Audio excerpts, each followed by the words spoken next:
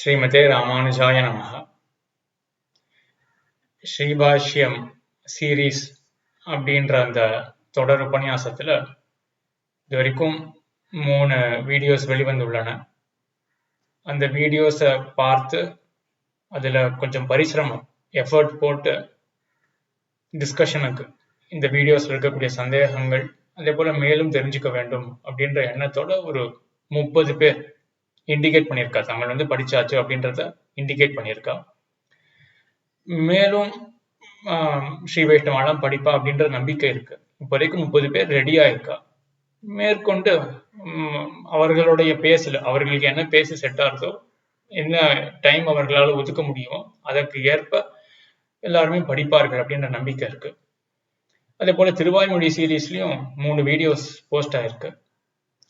அதையும் ஸ்ரீ வைஷ்ணவாலாம் அதுல அந்த வீடியோஸும் நிறைய ஸ்ரீ வைஷ்ணவர்களுக்கு பயன்படும் என்று நம்புறேன். அதிலையும் முயற்சி செய்து பரிசிரமம் எஃபர்ட் போட்டு ஆழ்வார் அருளி செய்த அர்த்தங்கள், ஈடு வியாக்கியானம், அதுல இருக்கக்கூடிய பொக்கிஷமான அர்த்தங்கள் அவற்றை எல்லாம் மனசிலே தேக்கி வைப்பதற்காக எஃபர்ட் போட்டு திருவாய்மொழியிலும் டிஸ்கஷன், சந்தேகங்கள் கேட்கறது அப்படின்னு அதுலயும் நடக்கும். ஸ்ரீபாஷ்யத்தை பொறுத்தவரையிலும் இன்னைக்கு புதன்கிழமை, இந்த சனிக்கிழமை வர சனிக்கிழமையோ இல்லாட்டி ஞாயிற்றுக்கிழமையோ ஒரு டிஸ்கஷன் வச்சுக்கலாம் அப்படின்னு முடிவாயிருக்கு. அது முன்பு சொன்ன மாதிரி அதுல இப்போதைக்கு ஒரு 30 ஸ்ரீ வைஷ்ணவா சேர்ந்திருக்கா, இண்டிகேட் பண்ணியிருக்கா. நாங்க கம்ப்ளீட் பண்ணியாச்சுன்னு. குறிப்பிட்ட டயத்துல எல்லாராலும் வர முடியுமா அப்படின்றது தெரியல. 20 பேராவது வருவா அப்படின்னு நான் நம்புறேன். அவர்களுடைய சந்தேகங்கள் தெளிவிக்கப்படும்.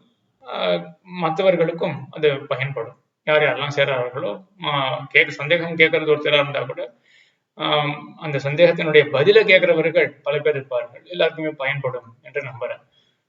இதே மாதிரி டிஸ்கஷன் தான் அடுத்த வாரம். இப்போ இந்த சனிக்கிழமை ஞாயிற்றுக்கிழமை ஸ்ரீபாஷ்யத்துக்கு கொஞ்சம் நாள் விட்டு திருவாய்மொழிக்கும் இதே மாதிரி ஒரு டிஸ்கஷன் வச்சுட்டு இந்த மாதிரி தான் இந்த கோர்ஸ் ஆனது ப்ரொசீட் ஆகும். ஸோ நான் வீடியோஸ் போஸ்ட் பண்ணிடுவேன்.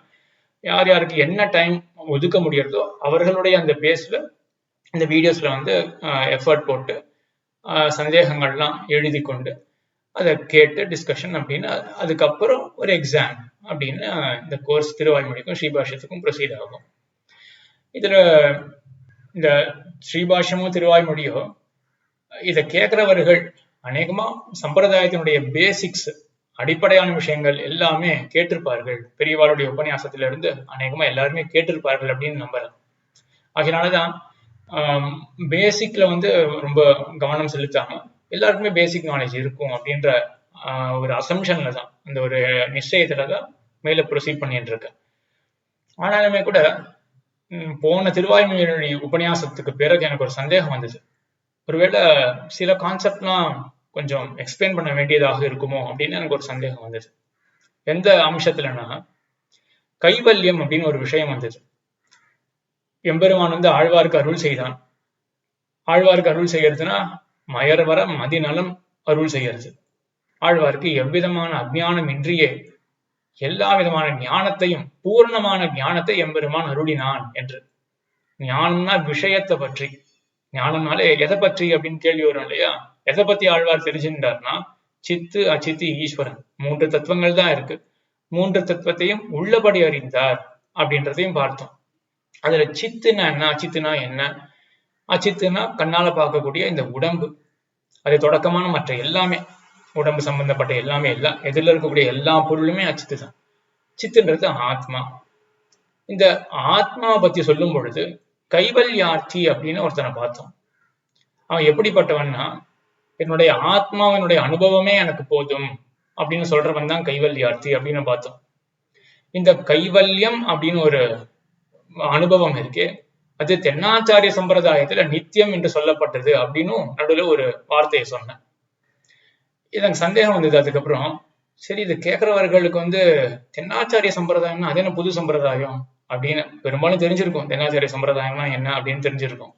சரி, தென்னாச்சாரிய சம்பிரதாயத்துல இது நித்தியம் அப்படின்னா வேற ஒரு சம்பிரதாயம் ஏதாவது இருக்கா அப்படின்னு ஒரு கேள்வி வரும்.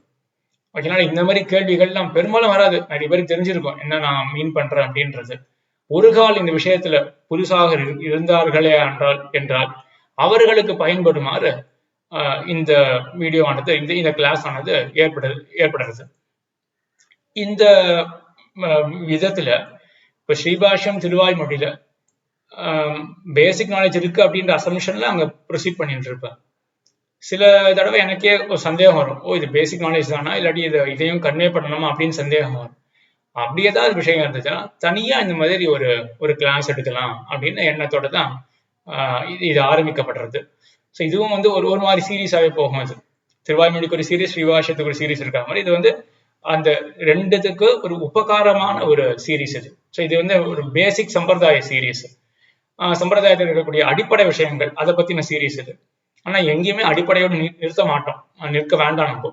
ஸோ இங்கேயும் கூட கொஞ்சம் ஆழமாகவே போகும். ஸோ சம்பிரதாயத்தினுடைய பேசிக்கை கத்துப்போம், கொஞ்சம் அந்த பேசிக்கை தொட்டுண்டே அப்படியே கொஞ்சம் இந்த பக்கம் வந்துடுவோம், ஆழமான இடத்துக்கும் வந்துடுவோம். ஆக இந்த கருத்தோட இதுவும் ஒரு சீரீஸ் ஆரம்பிக்கப்பட்டது. இது மேற்கொண்டு என்ன ஆகும்னா ஸ்ரீபாஷ்யத்திலையும் திருவாய்மொழியில் எங்கெங்கெல்லாம் சந்தேகம் வர வாய்ப்பு இருக்கோ அந்த கண்டென்ட் இந்த கிளாஸ்ல நடைபெறும். அதே போல மற்ற ஏதாவது சம்பிரதாயத்துல பேசிக்கா வேணும் அப்படின்னு எனக்கு ஏதாவது மனசுல பட்டுதுன்னா அதையும் அவசியம் இங்க விண்ணப்பிக்கிறேன், இந்த சீரீஸ்ல விண்ணப்பிக்கலாம் அப்படின்னு நினைச்சிட்டு இருக்கேன்.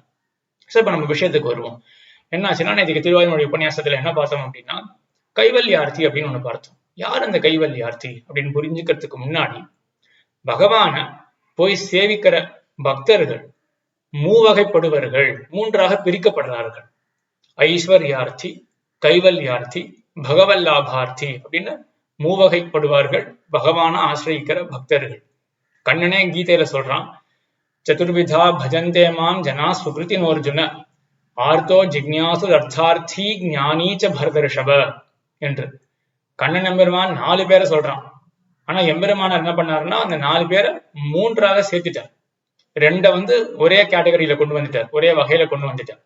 கண்ணன் என்ன சொன்னான்னா, ஆர்த்தா ஜிக்ஞாசு அர்த்தார்த்தி அப்படின்னா, ஆர்த்தகான்னு ஒருத்தனை சொன்னான், அர்த்தார்த்தி அப்படின்னு ஒண்ணு சொன்னான். ஆர்த்தகான வருத்தம் கொண்டவன் ஆர்த்தன், அர்த்தார்த்தி அப்படின்னா அர்த்தம்னா செல்வம், பிரயோஜனம், அத்தை எதிர்பார்க்கின்றவன் அர்த்தார்த்தி. அப்ப 2 சப்தங்கள் இருக்கா, ஆர்த்தகா அர்த்தார்த்தி. ஆர்த்தகனா வருத்தம் கொண்டவன், அர்த்தார்த்தினா அர்த்தத்தை, தனத்தை, செல்வத்தை விரும்புபவன். 2 விதமான பக்தர்கள் இருக்கார்கள் அப்படின்னு கண்ணன் காட்டினான். எம்பெருமானார் 2 பேரையும் ஒரே விதமாக சேர்த்துட்டார். ஐஸ்வர்யார்த்தி, ஐஸ்வர்யத்தை விரும்பக்கூடியவன் அப்படின்னு முதல் கேட்டகரி, பக்தனுடைய முதல் கேட்டகரி இதுதான். இதுல 2 வகை, இந்த ஐஸ்வர்யார்த்தியே 2 வகை, ஆர்த்தகா அர்த்தார்த்தி அப்படின்னு. ஆர்த்தகனா வருத்தம் கொண்டவன் ஆர்த்தான். என்ன வருத்தம் இவனுக்கு அப்படின்னா, பிரஷ்ட ஐஸ்வர்யம் அப்படின்றது இவனுக்கு இருக்கக்கூடிய வருத்தம். இவனுக்கு ஐஸ்வர்யம் இருந்தது, ஆனா அது பிரஷ்டமா போயிருது, தொலைஞ்சு போயிருது, அதனாலே இவனுக்கு வருத்தம்.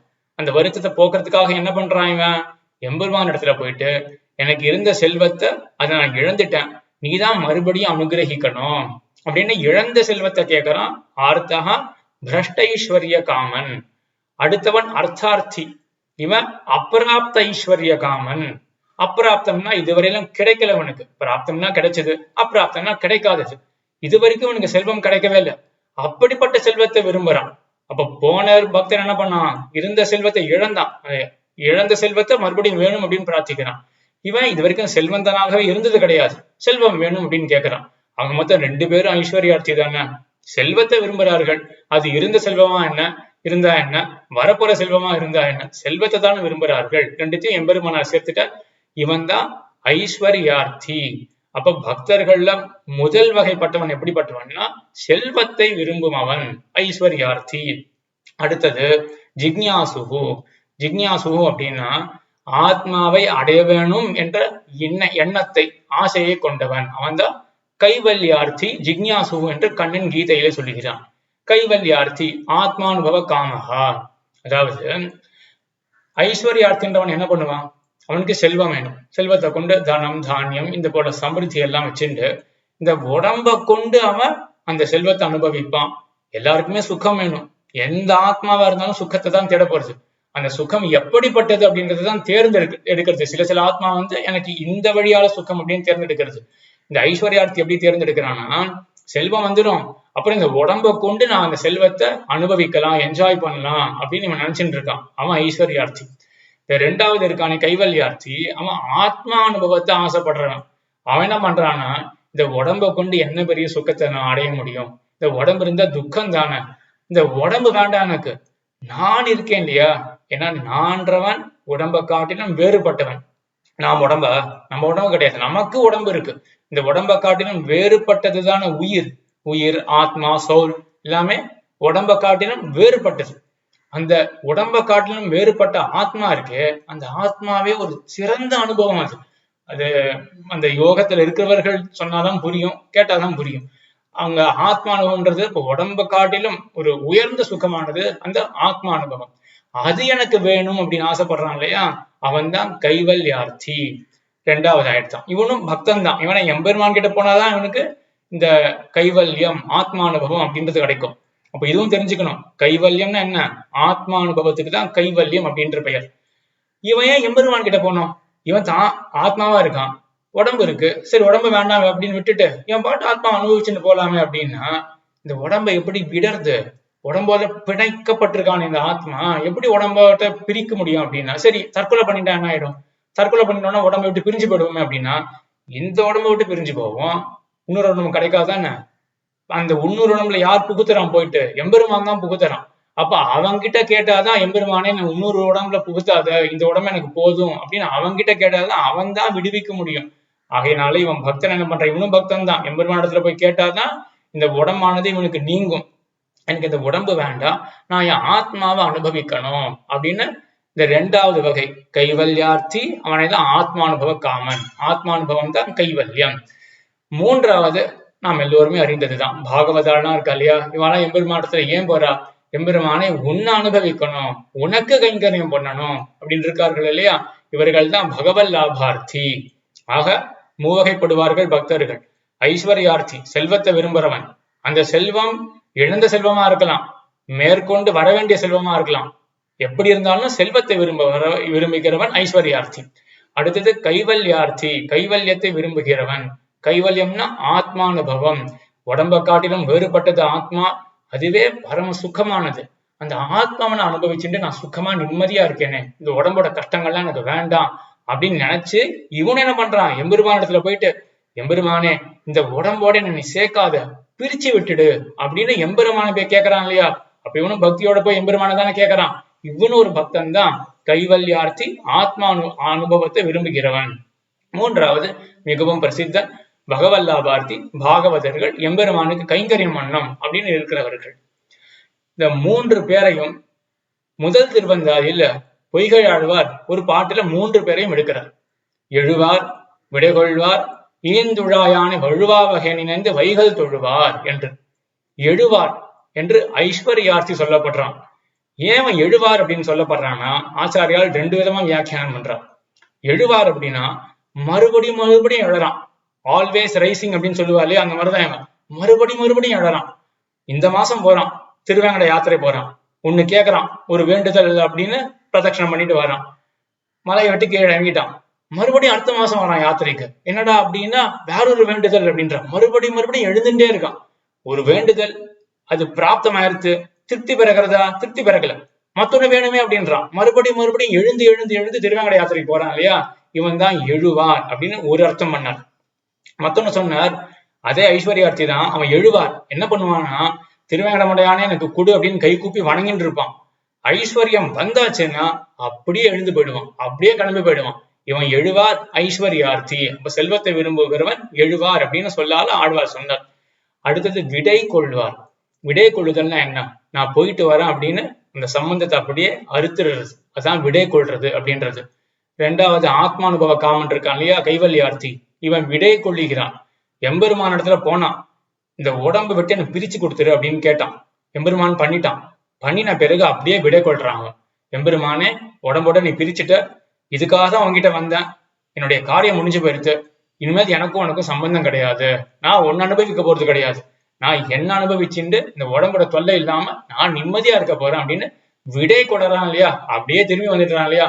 எழுவார், விடை கொள்வார் இந்த கைவல்யார்த்தி, ஆத்மானுபவ காமன்.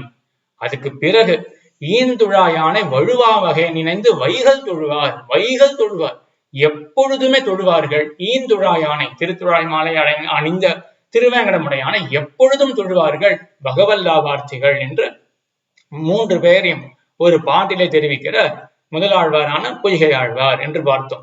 ஆக இந்த மூவகைப்பட்ட பக்தர்கள் இருக்கார்கள். அப்படின்னும், அதுல இந்த கைவல்யம்னா என்ன அப்படின்னு நல்லா புரிஞ்சிருக்கும் அப்படின்னு நினைக்கிறேன். கைவல்யம்னா ஆத்மாவினுடைய அனுபவம் கைவல்யம் அப்படின்னு. இப்ப அடுத்த விஷயத்துக்கு போவோம். தென்னாச்சாரிய சம்பிரதாயத்துல கைவல்யம், அதாவது ஆத்மானுபவம் அப்படின்றது நித்தியம் அப்படின்னு சொன்னேன். அது என்ன தென்னாச்சாரிய சம்பிரதாயம் அப்படின்னா வேற ஒண்ணும் கிடையாது. தெங்கல சம்பிரதாயம் தான் தென்னாச்சாரிய சம்பிரதாயம். தேசிக சம்பிரதாயம்னா வடகல சம்பிரதாயம். தெங்கல வடகலன்றது எல்லாருக்கும் பிரசித்தம் தான். ஸ்ரீ வைஷ்ணவா நம்போ ஒண்ணு தெங்கலையா இருக்க போறோம், இல்லாட்டி வடகலையா இருக்க போறோம். தெங்கலையாருக்கு தான் தென்னாச்சாரிய சம்பிரதாயம்னு இன்னொரு பெயர், வடகலையாருக்கு தேசிக சம்பிரதாயம் அப்படின்னு பெயர். தென்னாச்சாரிய சம்பிரதாயம் அப்படின்றது பெரும்பாலும் இந்த ஆச்சாரியர்கள் எல்லாருமே தென்னாடான திருவரங்கத்துல, ஸ்ரீரங்கத்துல பிடிலோகாச்சாரியரோ நம்பிள்ளையோ மணவாள மாமனிகளோ எல்லாமே ஸ்ரீரங்கம் தென்னாடான ஸ்ரீரங்கத்தில் இருந்ததுனால இந்த சம்பிரதாயம் தென்னாச்சாரிய சம்பிரதாயம். வடக சம்பிரதாயத்துக்கு முக்கியமான ஆச்சாரியர் வேதாந்த தேசிகனா இருக்கிறதுனால அந்த சம்பிரதாயம் தேசிக சம்பிரதாயம் அப்படின்னு. இதுதான் பேதம் இருக்கு, பேர்ல பேதம். ரெண்டு கலைகள் உண்டு அப்படின்றது எல்லாருக்கும் பிரசித்தம் தான். சரி, இதுல இப்போ தென்னாச்சாரிய சம்பிரதாயத்துல கைவல்யம் ஆத்மானுபவம் நித்தியம் அப்படின்னு சொன்னா அப்போ உடனே என்ன தெரியறது? அப்போ தேசிக சம்பிரதாயத்துல வடகல சம்பிரதாயத்துல கைவல்யம் அனித்தியம். நித்தியம்னா என்ன, அனித்தியம்னா என்ன? நித்தியம்னா எப்பொழுதும், இது மேல அதுக்கு ஒரு விச்சேதம், ஒரு அழிவே கிடையாது, எப்பொழுதும். இப்ப நம்ம ஸ்ரீவைகுண்டத்துக்கு போறோம், என்ன சொல்றோம் ஸ்ரீவைகுண்டத்துக்கு போறத பத்தி? நச்சப்புணர் ஆவர்த்தத்தே நச்சப்புணர் ஆவர்த்தத்தே, அங்க போனால் மீட்சியின்றி வைகுந்தமானகர் மற்றது கையதுவே என்று மீட்சியே கிடையாது, மீண்டு வருதலே கிடையாது ஸ்ரீவைகுண்டத்துக்கு போனா. அதே போல எது எப்படி ஸ்ரீவைகுண்டம்ன்றது நம்ம போய் சேர்ந்தாச்சுன்னா நித்தியமாக பகவத் அனுபவமோ, அழிவே இல்லாம பகவத் அனுபவமோ, அதே போல தெங்கலையாருடைய பட்சத்துல ஆத்மானுபவம் கைவல்யம் அப்படின்றது நித்தியம், அழிவே கிடையாது, அதுல இருந்து மறுபடியும் மீண்டு வரவே முடியாது. தேசிக சம்பிரதாயத்துல ஆத்மானுபவம் அனித்தியம், கைவல்யம் அப்படின்ற அந்த இடத்துக்கு போன பிறகு, அந்த நிலையை அடைந்த பிறகு அதிலேயே நிலை நிற்க மாட்டோம், ஒரு கால் மறுபடியும் திரும்பி வந்துடுவோம், வந்துட்டு மறுபடியும் பகவான அடையலாம் அப்படின்றதுதான் தேசிக சம்பிரதாயம். அவர் தெங்கலை சம்பிரதாயத்தில் என்ன எடுத்துப்போ, ஆத்மானுபவம் அப்படின்ற அந்த இடத்துக்கு போயாச்சுன்னா, அந்த நிலைக்கு போயாச்சுன்னா ஆத்மாவோட நிக்க வேண்டியதுதான், அதுக்கப்புறம் பகவான் அனுபவிக்க முடியாது. தேசிக சம்பிரதாயத்துல ஆத்மாவை அனுபவிக்கணும்னு போயிட்டாங்க, ஆனா கொஞ்ச நாள் திரும்பி வந்துடுவான், அதுக்கப்புறம் பகவானை போய் அனுபவிப்பான் அப்படின்றது தேசிக சம்பிரதாயம். சரி, இந்த சம்பிரதாயம் ஏன் இந்த மாதிரி ஒரு ரெண்டு பேதத்தை கொண்டதாக இருக்கு என்றால், பிரமாணம் யுக்தி அப்படின்னு இருக்கு.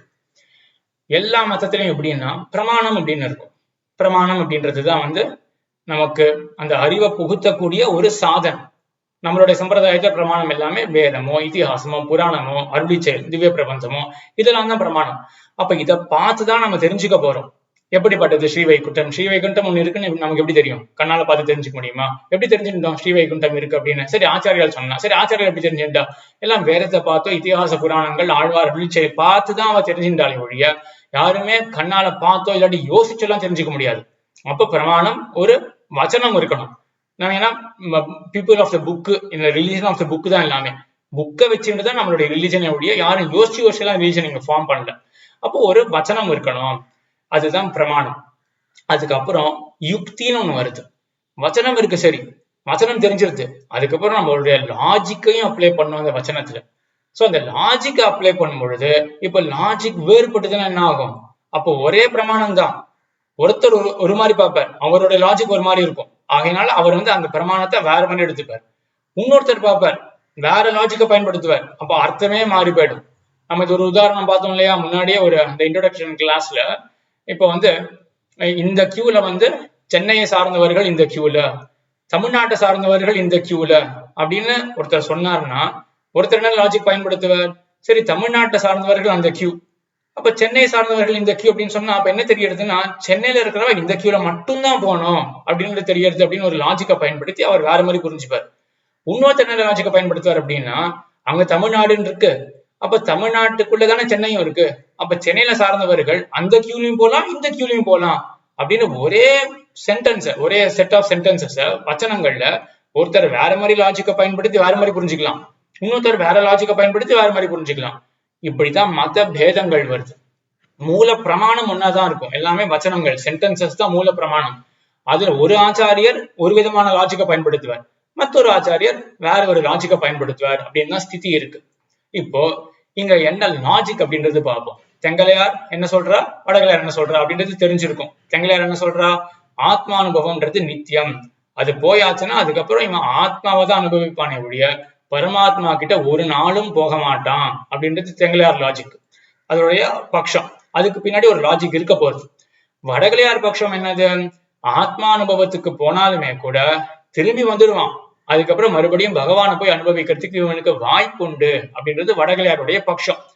இந்த ரெண்டு பட்சத்துக்கு பின்னாடி என்ன லாஜிக்னா, தெங்கலையாருடைய லாஜிக் என்ன அப்படின்னா, இந்த ஆத்மானுபவம் இருக்கானே, ஆத்மானுபவத்தை விரும்புறவன் அவன் எம்பெருமான இடத்துல அவன் என்ன போய் கேட்கறான், எம்பெருமானே எனக்கு இந்த உடம்பு தாங்க முடியல, இந்த உடம்பு பிரிச்சு கொடுத்துடு, எனக்கு இந்த உடம்பு வேண்டாம், இந்த உடம்பு இல்லாம நான் தனியா இருப்பேன் இல்லையா, நான் என்னையே அனுபவிச்சுட்டு நிம்மதியா இருப்பேன் அப்படின்னு தானே அவன் எம்பெருமான இடத்துல போய் கேட்கறான். அப்போ யதாகிருத அஸ்மின் லோகே புருஷோ பவதி ததேத பிரேத்திய பவதி தற்கிருத்தம் நியாயா அப்படின்னு சொல்லுவார்கள். இவன் எப்படி உபாசிக்கிறானோ அந்த மாதிரிதான் அவனுக்கு பலன் வந்து சேரும். இவன் என்ன மாதிரி உபாசிக்கிறான், நான் வந்து இப்படி இருக்க வேண்டும் அப்படின்னு ஒரு நினைவோட தான் இவன் உபாசிக்கிறான். அப்போ இவன் ஆத்மா இப்படிப்பட்டது, நான் ஆத்மா அனுபவிக்க போறேன் அப்படின்னு உபாசனம் பண்ணிட்டு இருக்கானே, அவனுக்கு என்ன பலன் வந்து சேரும், உடம்பு பிரிஞ்சு போயிடும், ஆத்மாவனுடைய அனுபவம் இருக்கும். இதுதான் இவனுடைய கைவல்யம் அப்படின்ற ஆத்மானுபவம் அப்படின்ற நிலை. இப்போ இந்த நிலையில இவனுக்கு உடம்பு இல்லை இல்லையா, இப்போ உடம்பு இல்லைன்னு ஆயிடுச்சுன்னா அப்போ எப்படி இவன் பகவானை போய் அடைய முடியும்? ஏன்னா பகவானை போய் அடையறதுக்கு பக்தியோ பிரபத்தியோ வேணும். பக்தியோ பிரபத்தியோ எப்படி பண்ண முடியும், உடம்பு இருந்தா தானே பண்ண முடியும். இவனுக்கு தான் உடம்பே போயிருச்சு. இவன் என்ன பலனை எதிர்பார்த்தான் அப்படின்னா, உடம்பு போயிடணும், நான் என்ன அனுபவிக்கணும் அப்படின்னு எதிர்பார்த்தான். பெருமாள் அதை கொடுத்துட்டார். கொடுத்து அந்த கைவல்யம் அப்படின்ற நிலையில புகுத்திட்டார் அப்படின்னா இப்ப இவனுக்கு உடம்பு கிடையாது. உடம்பு இல்லாத இவன் எப்படி இன்னும் ஒரு சாதனத்தை, பக்தியோ பிரபத்தியோ இல்லாட்டி எம்பெருமான் நீயே தான் உபாயம் அப்படின்னு ஒரு நினைவோ இதெல்லாம் எப்படி இவன் கொள்ள முடியும், உடம்பே கிடையாது. ஆகையினால அத்தோட முடிஞ்சே போச்சு இவன் கதை. இவன் வந்து அந்த கைவல்யம் அப்படின்ற இடத்துக்கு போயிட்டான்னா ஆத்மாவை அனுபவிச்சுட்டே இருப்பான், முடிஞ்சு போயிருது அப்படின்னு. இது தெங்கலையாருடைய லாஜிக். அடுத்தது வடகலையாருடைய லாஜிக் என்ன அப்படின்னா, இங்க தேசிகன் என்ன கேட்கிறாருன்னா, இப்போ கைவல்யம் அப்படின்றது இப்ப மோட்சம்னு ஆயிடுமா, நித்தியமா எடுத்து கைவல்யம் அப்படின்றது அதுவும் ஒரு விதமான மோட்சம் தான். எப்படி ஸ்ரீவைகுண்டம் போனா அது மோட்சம், அங்க போனா நச்சப்புணலாவர்த்ததே திரும்பியே வருது கிடையாது அப்படின்னு எல்லாருமே ஒத்துக்கிறோம், ஸ்ரீவைகுண்டம் மோட்சம் அப்படின்னு. அதே போல கைவல்யம் ஆயிடும், கைவல்யம்ன்றது மோட்சமாகவே ஆயிடும், நித்தியமா ஆயிடுறது ஆத்மாவுக்கு. அதுதான் இனிமேல் கைவல்யம் அப்படின்றதுதான் ஆயிடுறது அப்படின்றது இருந்தது என்றால், அப்போ மோட்சம்னா சிறு துளியான அஜ்ஞானம் கூட இருக்கக்கூடாது இல்லையா, அதான மோட்சம்ன்றது. அஜ்ஞானமே இருக்கக்கூடாது. அப்ப அஜ்ஞானமே இருக்கக்கூடாதுன்னா அப்போ பரமாத்மாவை அனுபவிச்சே ஆகணும். நம்ம ஏன் பரமாத்மாவை அனுபவிக்காம இந்த சம்சாரத்துல கஷ்டப்பட்டு இருக்கோம், அஜ்ஞானத்துல இருக்கிறதுனால தானே. அப்ப அஜ்ஞானம் தொலைஞ்சு போயாச்சுன்னா அப்ப கண்டிப்பா பரமாத்மாவை அனுபவிச்சுதானே ஆகணும். அப்ப கைவல்யம் அப்படின்றது மோட்சமாக நித்தியமாக மோட்சமாக இருந்ததே என்றால் அப்ப கண்டிப்பா பகவான் அனுபவிச்சுதானே ஆகணும். ஆனா கைவல்யத்துல பகவான் அனுபவிக்க மாட்டானே, கைவல்யத்துல தானே ஆத்மாவையே அனுபவிச்சுட்டு இருக்குமே ஒழிய பரமாத்மா கிட்ட போகாதே. அப்ப பரமாத்மா கிட்ட போலன்னா அப்ப இதுக்கு இன்னும் அஜ்ஞானம் இருக்கு அப்படின்னு ஆறுது. அஜ்ஞானம் இருந்ததுன்னா எப்படி மோட்சம்னு ஆகும். ஆகையினால கைவல்யம் மோட்சம் கிடையாது. அப்போ எப்படி ஆனால் இந்த லோகத்துல ஒருத்தன் யாகத்தை பண்ணி ஸ்வர்க்கத்துக்கு போறான், பெருமாள் கிட்ட போல ஸ்வர்க்கத்துக்கு போறான், ஸ்வர்க்கத்துக்கு போயிட்டு கொஞ்ச நாள் கழிச்சு மறுபடியும் இந்த லோகத்துக்கு திரும்பி வந்துடுவானோ, அதே போலதான் ஆத்மானுபவம் வேணும். இது ஸ்வர்க்க அனுபவம் அல்பமான அனுபவம், அதை காட்டும் உயர்ந்த அனுபவம் ஆத்மானுபவம். அது வேணும் அப்படின்னு ஆசைப்பட்டு கைவல்யம் அப்படின்ற இடத்துக்கு போறான், போயிட்டு மறுபடியும் திரும்பி வந்துடுவான். வந்துட்டு பகவான் உபாசனம் பண்ணி அவன் பக்தியோ பிரபத்தியோ ஏதோ பண்ணி அவன் மோட்சத்துக்கு போகிறதுக்கு வாய்ப்பு இருக்கு இப்படின்னு தேசிகனுடைய பட்சம். ஆக என்ன லாஜிக் பார்த்தோம் இங்க. முதல்ல ஸ்டேட்மெண்ட் என்ன, தெங்கலையாருடைய சம்பிரதாயத்துல, தெங்கலையார் தான் தென்னாச்சாரியார், அவருடைய சம்பிரதாயத்துல கைவல்யம் நித்தியம், அதாவது ஆத்மா அனுபவம் அப்படின்றது, ஆத்மா தன்னை தானே அனுபவிக்கணும் அப்படின்னு போயாச்சுன்னா அதுக்கப்புறம் பரமாத்மா கிட்டே போகாது, ஆத்மா கிட்டே தான் இருக்கும் அது. ஏன்னா ஆத்மானுபவம் நித்தியம் அழிவில்லாதது, அதோட முடிஞ்சு போயிடும் அப்படின்னு. தேசிக பட்சத்துல என்ன ஸ்டேட்மெண்ட், ஆத்மானுபவம் நித்தியம் கிடையாது, அந்த போயிட்டு திரும்பி வந்துடுவாங்க, வந்துட்டு மறுபடியும் பகவான் இடத்துல போறதுக்கு வாய்ப்பு இருக்கு அப்படின்னு தேசிக சம்பிரதாயத்தில் இருக்கக்கூடிய ஸ்டேட்மெண்ட். இதுல அண்டர்லைங் லாஜிக் என்ன, பின்னாடி இருக்கக்கூடிய நியாயம் என்ன அப்படின்னா, தெங்கலையார் பட்சத்துல உடம்பு இருந்தாதான ஒரு சாதனத்தை பண்ணி பகவான் இடத்துல போக முடியும். இவன் என்ன பண்ணான்னா எனக்கு உடம்பே வேண்டாம் அப்படின்னு கேட்டான், நான் என் அனுபவம் எனக்கு இது போதும் அப்படின்னா. அப்போ எம்பெருமான் என்ன பண்ணான் அப்படின்னா, சரி உனக்கு ஆத்மா போதுமா, சரி அப்படின்னு அவன் சங்கல்பம் பண்ணி அதோட முடிஞ்சே போயிருச்சு. அதுக்கு பேர் உடம்பு கிடையாது அவனுக்கு, உடம்பு இல்லாததுனால இவன் புதுசா ஒரு சாதனத்தை பண்ண முடியாது, இவனுடைய யாத்திரை முடிஞ்சு போயிருது அப்படின்னு தெங்கலையாருடைய லாஜிக். தேசிக பட்சத்துல என்ன லாஜிக் அப்படின்னா, மோட்சம் கைவல்யம் அப்படின்னு ஆயிடுச்சுன்னா, மோட்சம்னா எந்த விதமான அஜ்ஞானமும் இருக்கக்கூடாது. அஜ்ஞானம் இல்லைன்னா கண்டிப்பா பரமாத்மாவுடைய அனுபவம் இருக்கணும். இவனுக்கோ பரமாத்மா அனுபவம் இல்ல அப்படின்னா இது ஒரு மோட்சமாகவே ஆகாது. அப்போ ஸ்வர்க்கத்துக்கு போயிட்டு மறுபடியும் திரும்பி வரா மாதிரி கைவல்யத்துக்கு போயிட்டு திரும்பி வந்துடுவான். வந்த பிறகு மறுபடியும் பகவானை கிட்டுவான் அப்படின்றதுதான் தேசிக பட்சத்துல இருக்கக்கூடிய லாஜிக். ஆக இந்த கிளாஸ்ல என்ன பார்த்தோம் அப்படின்னா, இந்த கைவல்யம் அப்படின்னா என்ன அப்படின்னு பாக்குறதுக்காக பகவத் பக்தர்கள் மூவகைப்படுவார்கள். ஐஸ்வர்யார்த்தி, ஆத்மானுபவ காமகா, அதாவது கைவல்யார்த்தி, அதே போல பகவல் லாபார்த்தி அப்படின்னு மூவகைப்படுவார்கள். அதுல கைவல்யம் அப்படின்றது ஆத்மானுபவம். உடம்போட அனுபவம் எனக்கு வேண்டாம், நானே பரம சுகம், நான் என்ன அனுபவிக்கிறேன் அப்படின்றதுதான் ஆத்மானுபவம். எனக்குள்ள பரமாத்மா இருக்கான் அப்படின்னு அவன்கிட்ட போக மாட்டான், நான் என்ன அனுபவிச்சுட்டு இருக்கேன் அப்படின்னு அந்த ஆத்மானுபவம் தான் கைவல்யம். அது தெங்கலையார் பட்சத்துல அந்த கைவல்யம் நித்தியம், வடகல பட்சத்துல கைவல்யம் அனித்தியம். ஏன் அனித்தியம் ஏன் நித்தியம் அப்படின்னா, தெங்கல பட்சத்துல என்ன லாஜிக்னா, எம்பெருமான போய் பெறணும் அப்படின்னா உடம்பு வேணும். இவன் என்ன கேட்கறான்னா எனக்கு உடம்பே வேண்டாம் அப்படின்றதுதான் பலமாவே கேட்கறான். அப்ப எம்பெருமான் அதை கொடுத்தாச்சுன்னா அதோட முடிஞ்சு போச்சு இவனுடைய யாத்திரை அப்படின்னு ஆயிடும் அப்படின்னு தெங்கலையாருடைய லாஜிக். வடகலையார் லாஜிக் என்ன அப்படின்னா, கைவல்யம்ன்றது மோட்சம்னா அஜ்ஞானமே இருக்கக்கூடாது. ஆனா இவன் முன்னும் பரமாத்மாவை அனுபவிக்காததுனாலேயே கண்டிப்பா அவனுக்கு அஜ்ஞானம் இருக்கு. ஏன்னா சம்சாரத்துல அஜ்ஞானம் இருக்கிறதுனாலதானே பரமாத்மாவை அனுபவிக்காம இருக்கும். அப்ப அஜ்ஞானம் தொலைஞ்சதுன்னா பரமாத்மாவை அனுபவிச்சே ஆகணுமே. இவன் பரமாத்மாவை அனுபவிக்காததுனால இவனுக்கு ஒன்னும் மோட்சம்ன்றது ஏற்படல. அப்போ ஸ்வர்க்கத்துக்கு போயிட்டு திரும்பி வரா மாதிரி மறுபடியும் வந்துடுவான் அப்படின்றதுதான் வடகலையாருடைய லாஜிக். மறுபடியும் கொஞ்சம் கஷ்டமா இருக்கிறதுனால 2-3 தடவை ரிப்பீட் பண்ண வேண்டியிருந்தது. எப்படி பயன்படுமோ இதை பார்க்க வேண்டியது. இதே போல மற்ற சம்பிரதாய பேசிக் விஷயங்கள் அதுலயே கொஞ்சம் டீப்பாவும் போறதுக்கு இந்த சீரீஸ் ஆனது பயன்படும் அப்படின்னு நம்புறேன். ஆழ்வார் திருவடிகளே சரணம், எம்பெருமானார் திருவடிகளே சரணம், ஜீயர் திருவடிகளே சரணம்.